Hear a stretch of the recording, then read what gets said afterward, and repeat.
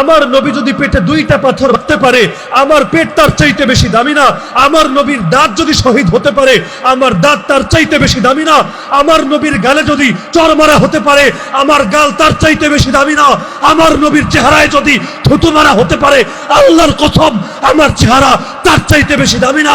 আল্লাহর নবীর চাচাকে যদি 70 টুকরা করে তার কলিজা চিবিয়ে খাওয়া হতে পারে, আল্লাহর কসম আমার বাপ চাচা তার চাইতে বেশি দামি না? আরে আল্লাহর দ্বীনের জন্য যদি আল্লাহর নবীকে কাবা ছাড়তে হয়, মক্কা ছাড়তে হয়, পবিত্র ঘর ছাড়তে হয়, আমার ঘর, আমার এলাকা, আমার দেশ তার চাইতে বেশি দামি না? আমার মসজিদ, আমার মাদ্রাসা, আমার খানকা তার চাইতে বেশি না? আরে প্রয়োজনে দুনিয়ার সব ছাড়বো, প্রয়োজনে নিজে শহীদ হব, প্রয়োজনে আমার স্ত্রী বিধবা হবে, আমার সন্তান এতিম হবে, আমার বাপের কোল খালি হবে, আমার মায়ের চোখ থেকে অশ্রু ঝরবে, কিন্তু আল্লাহকে সাক্ষী রেখে আজকে বলে যাবেন, হে আল্লাহ, যে কোনো মূল্যে তোমার জমিনে তোমার দ্বীনকে বুলন্ডিত হতে দেব না।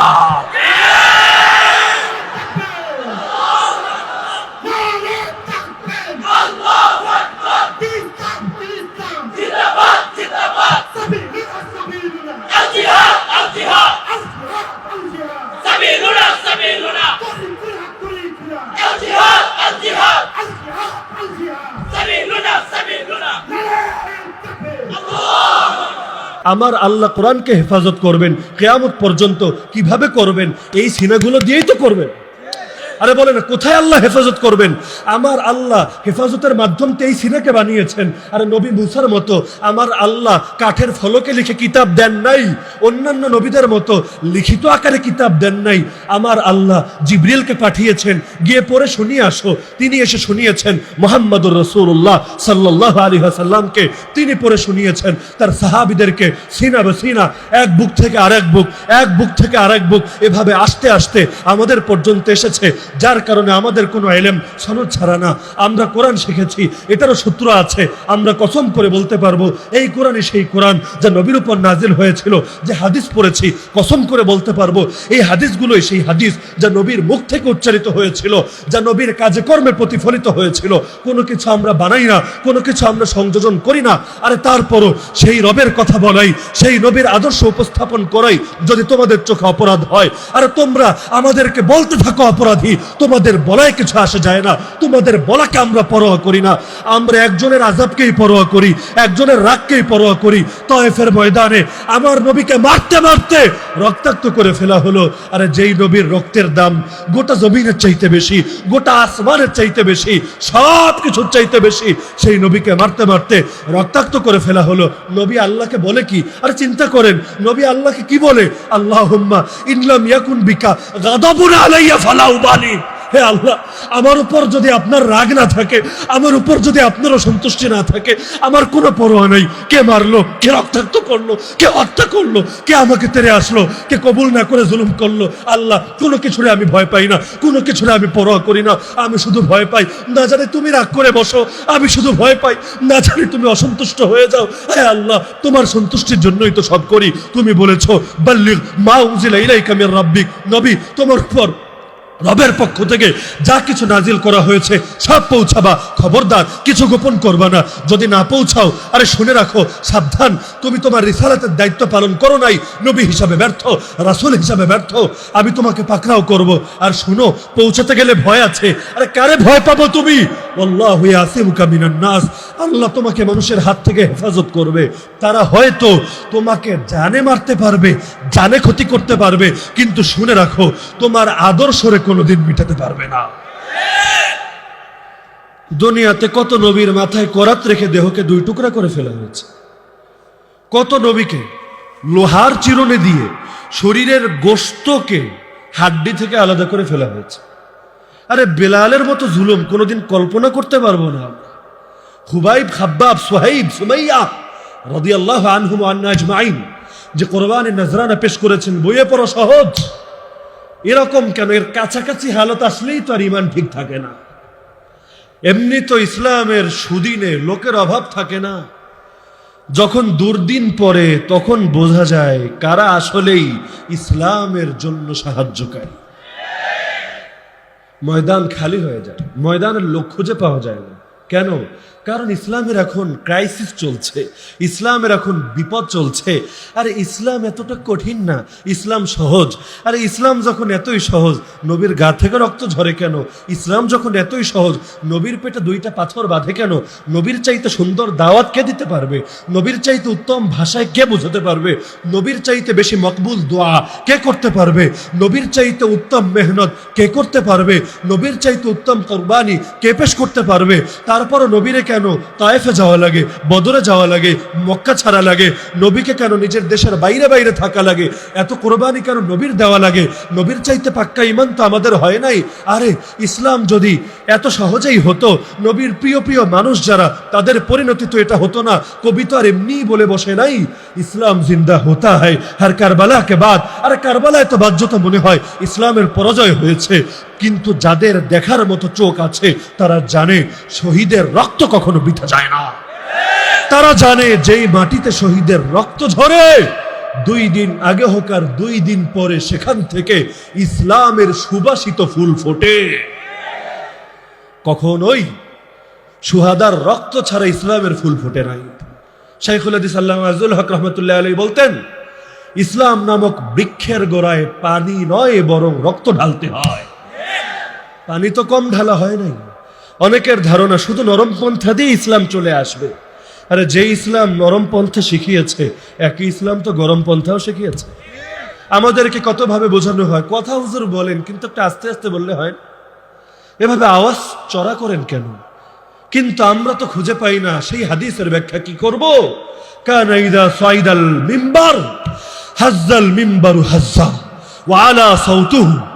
আল্লাহর নবী যখন মিম্বারে উঠতেন, খুতবা শুরু করতেন, বক্তৃতা শুরু করতেন, আরে মিম্বার থরথর করে কাঁপতে থাকতো, নবীর আওয়াজ চলে যেত। অবস্থা এমন হতো কান্নাহু মুনদিরু জাইশ, যেন তিনি কোনো বাহিনীকে কমান্ড দিচ্ছেন। তা আমরা তো হাদিস থেকে শুধু এটা পাই না, নবী শুধু নরম নরম কথা বলেছেন। যে ইসলাম নরম শেখায়, কে ইসলাম গরমও শেখায়? যে ইসলাম তয়েফ শেখায়, কে ইসলাম বদরও শেখায়?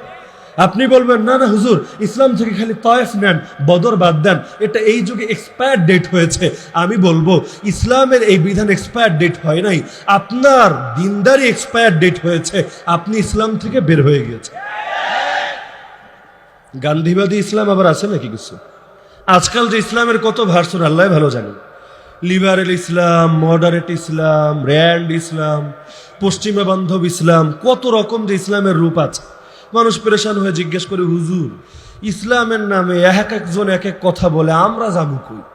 সাধারণ মানুষ এত কিছু বুঝি না। আপনারা সবাই মিলে এক জায়গায় বৈশা আমাদের একটা সমাধান দেন। কাদিয়ানি, হিজবুত তাওহীদ, আপনারা যারা আছেন, আরো যত গ্রুপ আছে, সবাই মিলে বৈশা একটা দিলেই তো হয়। এত ভার্সন থাকার দরকার কি?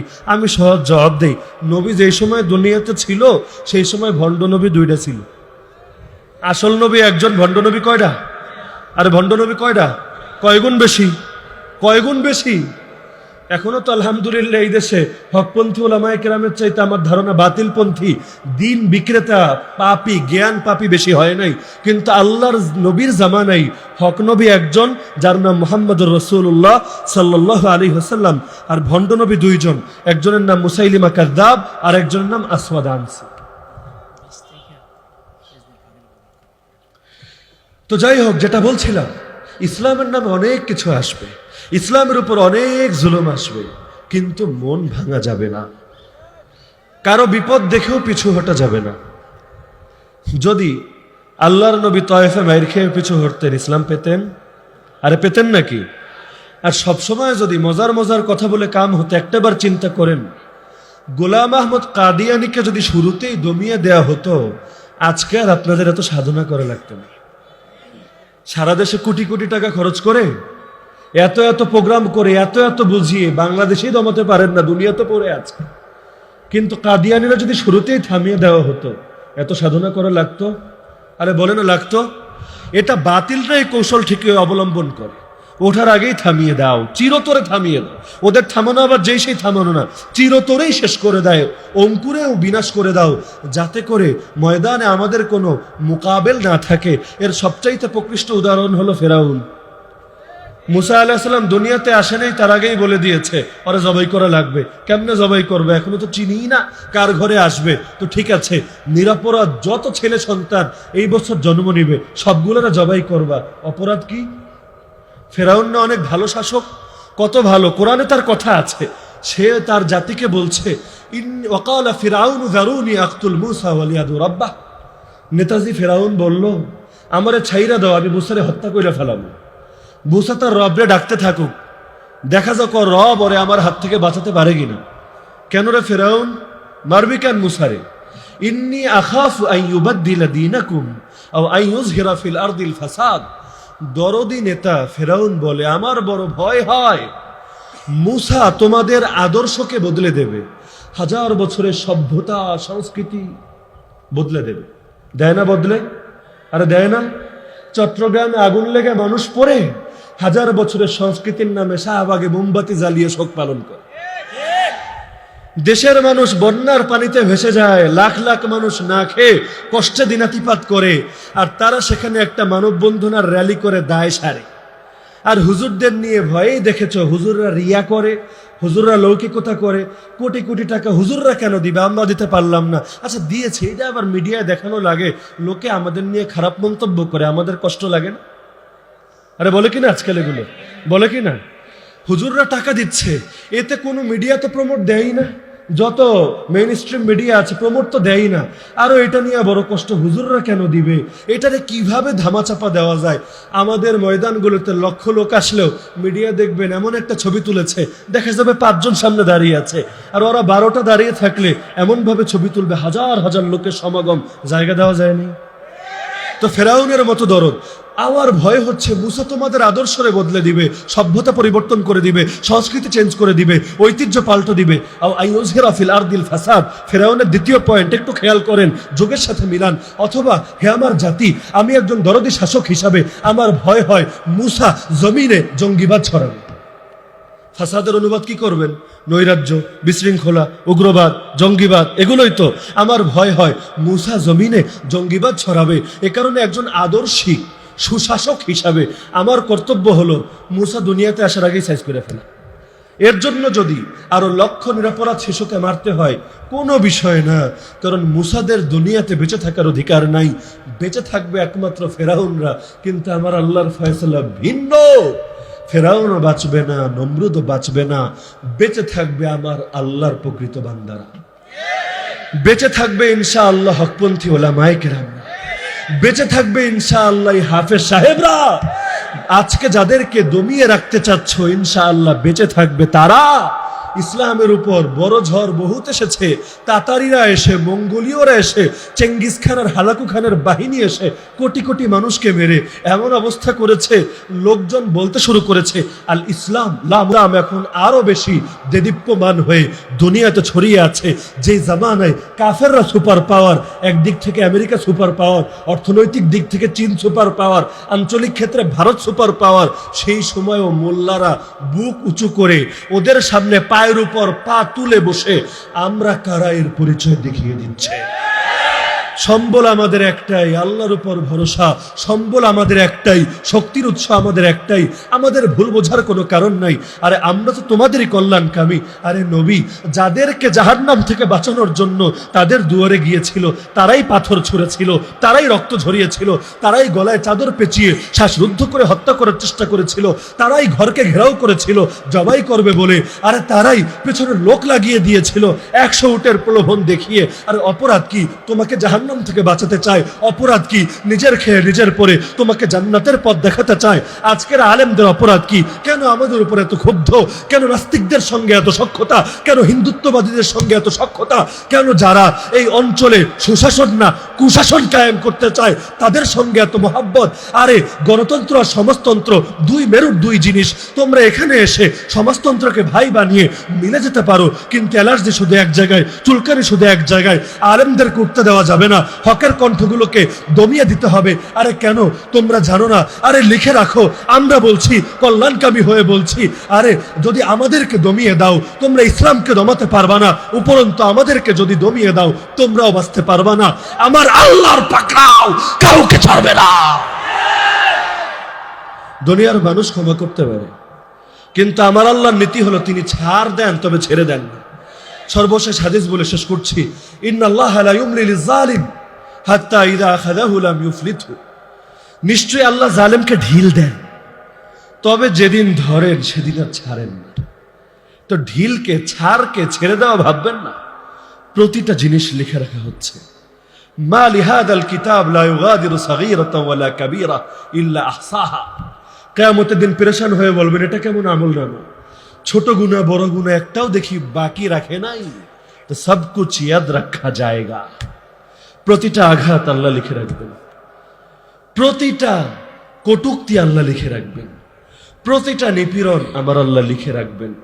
আমরা প্রতিশোধ নেই বা না নেই, আমাদের পক্ষ থেকে আল্লাহ নিজে নিয়ে নেবেন।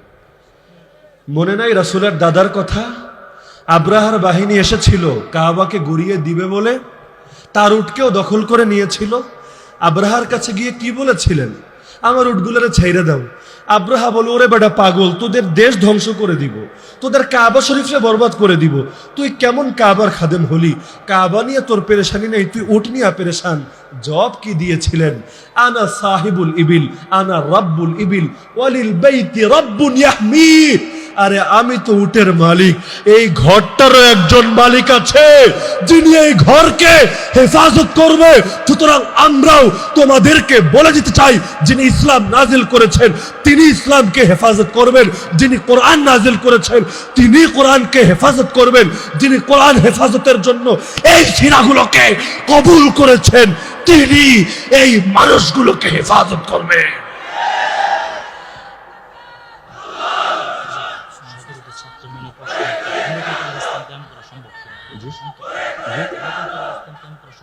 শত শত